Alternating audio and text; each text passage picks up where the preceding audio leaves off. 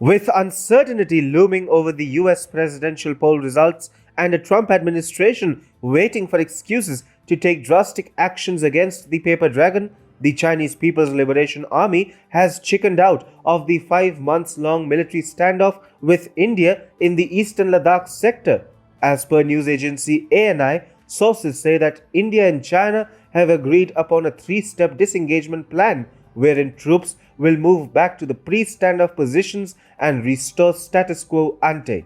China wanted to save face after months of belligerence along the line of actual control, the effective India-Tibet border. But it seems that owing to the latest developments in the US and harsh Himalayan winters, the PLA hasn't been able to sustain itself.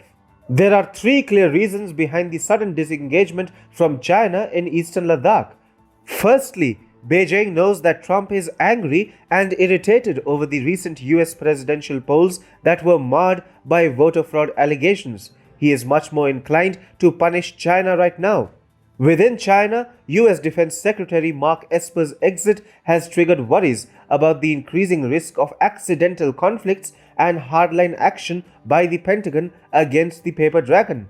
The appointment of Christopher Miller, a Special Forces veteran specializing in surprise attacks and adventure operations, as the acting defense secretary in the Trump administration has got Beijing worried about aggressive American reaction to any Chinese misadventure. Any Chinese aggression in eastern Ladakh can invite reprisals from the Pentagon, especially when Trump is angry and eager to make a punching bag out of the Middle Kingdom.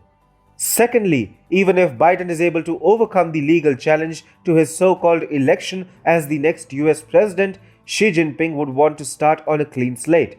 The Chinese president wouldn't want to come out looking like a belligerent villain if a new US government comes at the helm of affairs in January next year.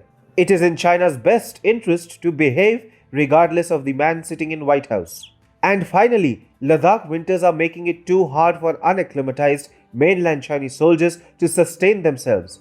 Mercury has already dropped to sub-zero temperatures in eastern Ladakh, and it will drop even further in December and January.